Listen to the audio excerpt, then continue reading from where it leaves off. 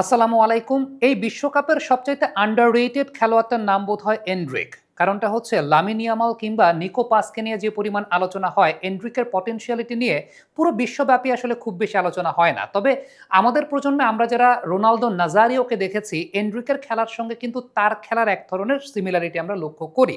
বিশেষ করে এনড্রিক ৫০০ মিনিটের চাইতেও কম সময় ব্রাজিল টিমে এখন পর্যন্ত খেলেছেন। এরই মধ্যে ৪টা গোল তিনি করেছেন, ২টা খুব গুরুত্বপূর্ণ অ্যাসিস্ট করেছেন।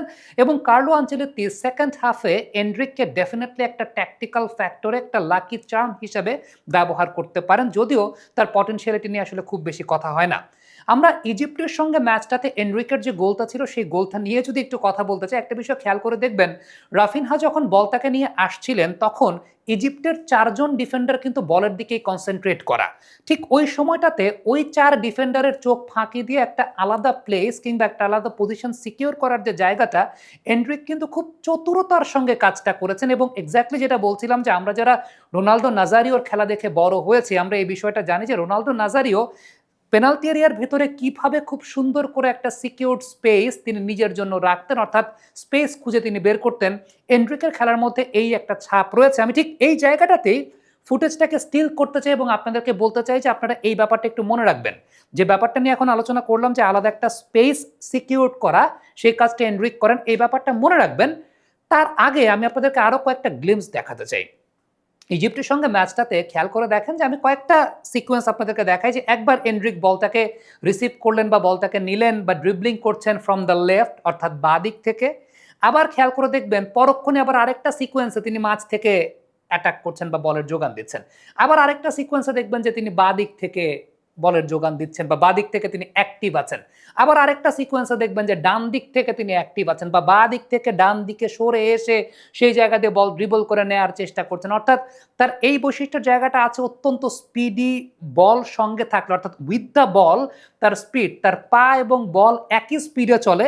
এটাও রোনালদো নাজারিওর একটা বৈশিষ্ট্য জায়গা, সেই ব্যাপারে পরে আসছি। তবে এবার একটু ফেরত যাই মিশরের সঙ্গে যে গোলটার কথা আপনাদেরকে বললাম সেই গোলটার দিকে যদি ফেরত যাই, আমি একটু আগে বলছিলাম যে এখন পর্যন্ত ব্রাজিলের হয়ে তিনি 4টা গোল করেছেন। এখন মিশরের সঙ্গে যে গোলটা ছিল সেই গোলটার প্রেক্ষিতে যেটা বললাম সেটা হচ্ছে যখন রাফিনহা বলটাকে নিয়ে যাচ্ছিলেন বা আগাচ্ছিলেন তখন 4জন ডিফেন্ডার কিন্তু মিশরের তারা বলের দিকে কনসেন্ট্রেট করা, সেই জায়গাটাতে এনড্রিক একটা আলাদা স্পেস অর্জন করেছেন বা আলাদা একটা স্পেস তিনি সিকিউর করেছেন। এবারে আমি যদি স্পেনের সঙ্গে ম্যাচ যেটাতে গোল করেছিলেন এনড্রিক সেই ম্যাচটার প্রেক্ষিতে একটু দেখাতে চাই, খেয়াল করে দেখেন কর্নার কিকটা যখন ব্রাজিল পেয়েছে, ব্রাজিল যখন কর্নার কিকটা পেয়েছে, কর্নার কিকে বলটা যেখানে আসবে নেয়ার পোস্টেই বলটা আসবে এবং ঠিক ওই জায়গাটাতে আলটিমেটলি একটা ক্যাওয়াজ রয়েছে। আপনি খেয়াল করে দেখবেন ফ্রম দ্য ভেরি বিগিনিং যে কাজটা এনড্রিক করার চেষ্টা করছেন সেটা হচ্ছে তিনি একটা পজিশন নেওয়ার চেষ্টা করছেন এবং তিনি সেকেন্ড বলের জন্য আসলে অপেক্ষা করছেন এবং এই সেকেন্ড বলের জন্য অপেক্ষা করাতে তার একটা পজিশন সিকিউর করাটা আসলে খুব গুরুত্বপূর্ণ। খেয়াল করে দেখুন এখানে যেরকম ক্যাওয়াজ রয়েছে এবং ওইখানে ফার্স্ট বলে যে পরিমাণ ক্যাওয়াজ চলছে তার মাঝে কিন্তু এনড্রিক তার পজিশনটা ডি বক্সের ভেতরে বা পেনাল্টি এরিয়ার ভেতরে কিন্তু সিকিউর করে ফেলেছেন এবং সেই জায়গা থেকে তিনি একটা গোল স্কোর করেছেন। সো এই যে বৈশিষ্ট্যের জায়গাটা, এটা কিন্তু একটা সিমিলারিটি তার ইজিপ্টের সঙ্গে ম্যাচটাতে এবং স্পেনের সঙ্গে ম্যাচটাতে যে তিনি গোল দিয়েছেন, দুটা ক্ষেত্রেই আমরা একটা অনেক বড় রকমের সিমিলারিটি লক্ষ্য করেছি।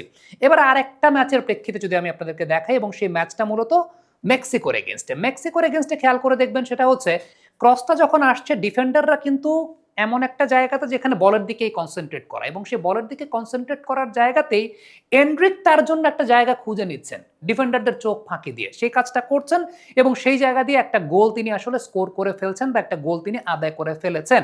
তবে আমার কাছে অনেক বেশি মাত্রায় ফ্যাসিনেটিং বা মজা লেগেছে ইংল্যান্ডের সঙ্গে ম্যাচটাতে এনড্রিক যে গোলটা দিয়েছেন। একটু খেয়াল করে দেখবেন ইংল্যান্ডের সঙ্গে ম্যাচটাতে যেই পাসটা আসছে পাসটা কিন্তু এনড্রিকের কাছে আসছে না, পাসটা আসছে মূলত ভিনিসিয়াস জুনিয়রের কাছে, এনড্রিকের কাছে পাসটা আসছে না। বাট এনড্রিকের কাছে পাসটা না আসলেও তিনি কিন্তু সেই জায়গাটা অ্যাক্টিভ ছিলেন বা অ্যালাইভ ছিলেন, তিনি দৌড় ছাড়েন নাই, তার কনসেন্ট্রেশন ছাড়েন নাই, তিনি তার স্পেস নেওয়াটা ছাড়েন নাই।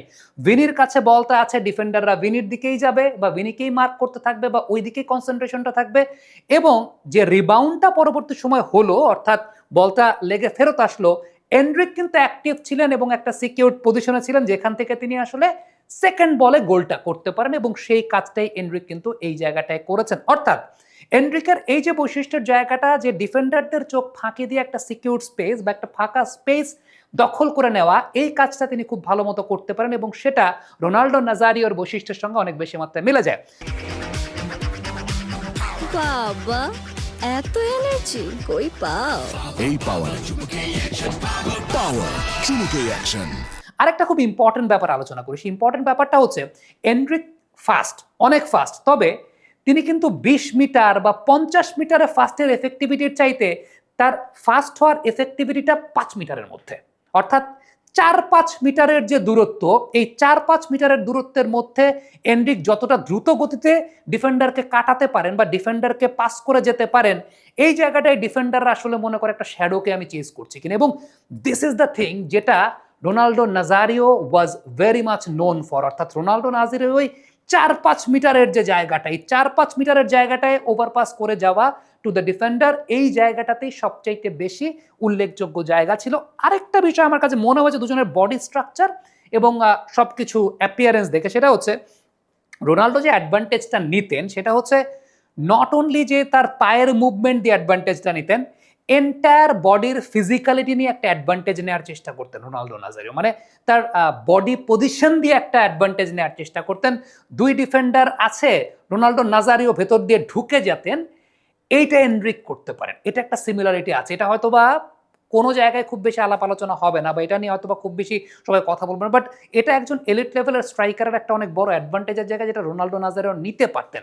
অনেকে আছেন যারা উঁচা, লম্বা, চওড়া, অনেক কিছু, কিন্তু এই অ্যাডভান্টেজটা, বডি পজিশনের অ্যাডভান্টেজটা কিন্তু সবাই নিতে পারেন না বা পারতেন না, যেটা রোনাল্ডো নাজারিও খুব ভালো মতো নিতে পারতেন। এনরিককে আমি এই বিষয়টা দেখেছি যে এনরিক তার এই বডি পজিশনের অ্যাডভান্টেজটা কিন্তু খুব ভালো মতো নিতে পারেন, এটা একটা খুব উল্লেখযোগ্য জায়গা বলে আমার কাছে মনে হয়েছে। এখন এইখানে আপনি হয়তো বা মনে করতে পারেন যে এনরিক কি তাহলে শুধুমাত্র পেনাল্টি এরিয়ার স্ট্রাইকার বা পেনাল্টি এরিয়ার ফরওয়ার্ড বা পেনাল্টি এরিয়ার প্লেয়ার, বিষয়টা কিন্তু সেরকম না। এনরিকের আরেকটা খুব ইম্পর্টেন্ট ব্যাপার সেটা হচ্ছে অফ দ্য বলও তিনি কিন্তু চেজ করেন, খুব অ্যাক্টিভ থাকেন। আর বল কন্ট্রোলের জায়গাটা from midfield, from there end, ball কন্ট্রোলের জায়গাটা সেটাও কিন্তু, মানে বল পায়ে রাখা অবস্থায় তার স্পিড এক্সিলারেশনের জায়গাটা, সেটা অনেক বেশি মাত্রায় প্রমিনেন্ট। এবং রোনাল্ডো নাজারিওর ক্ষেত্রে তার প্রাইম টাইমে যে বিষয়টা বলা হতো বলের স্পিড এবং তার পায়ের স্পিড ইজ ইকুইভ্যালেন্ট, ঠিক তেমনিভাবে এনরিকের ক্ষেত্রে ব্যাপারটা সেরকম। আপনি ক্রোয়েশিয়ার সঙ্গে ম্যাচে তিনি একটা অ্যাসিস্ট করেছিলেন, সেই অ্যাসিস্টটা যদি লক্ষ্য করে দেখেন তাহলে সেই বলটা তিনি আসলে পেয়েছিলেন তাদের অর্ধ থেকে বলটা পেয়ে সেইখান থেকে তিনি একটা কুইক রান করেছেন উইথ দ্য বল এক্সেলারেশন, যেটা অনেক বেশি মাত্রায় প্রমিনেন্ট ছিল এবং তারপরে তিনি বলটাকে ছেড়ে দিয়েছেন। সো ওই যে যেটা বলছিলাম যে 4-5 মিটারের যে স্প্রিন্ট, এটার সঙ্গে সঙ্গে আরেকটা বিষয় রিলেভেন্ট যে তিনি শুধুমাত্র পেনাল্টি এরিয়ার প্লেয়ার না, তিনি পেনাল্টি এরিয়ার বাইরেরও প্লেয়ার, এবং সেই জায়গাটাতে এক্সেলারেশনের জায়গাটা বা কুইক এক্সেলারেশনের জায়গাটা এটা কিন্তু অনেক বেশি মাত্রায় প্রমিনেন্ট তার ক্ষেত্রে। সো ব্রাজিল এই সুপারস্টার কতটুকু মূল্যায়ন করবেন কার্লো আনচেলত্তি, কতটুকু তাকে ব্যবহার করবেন, definitely he is the boss, he knows it better, but Enrique has been his lucky charm. কারণ এনরিক, আমি যেটা বলছিলাম যে 500 মিনিটের কম সময় এখন পর্যন্ত অ্যাপিয়ারেন্স, তার মধ্যে অলরেডি 4টা গোল তিনি করে ফেলেছেন। সো আলটিমেট ফ্যাক্টর যেটা, সেটা হচ্ছে ডেফিনেটলি এই ওয়ার্ল্ড কাপে এনরিককে যদি আপনি আন্ডারস্টিমেট করে থাকেন বা এত এত নামের ভিড়ে এনরিকের নামটা যদি ভুলে যান, যদি কার্লো আনচেলত্তি তাকে ঠিকঠাক মতো ব্যবহার করেন, definitely he is going to create an impact. Comment বক্সে আপনাদের মন্তব্য, মতামত জানতে চাই, লিখে পাঠাবেন।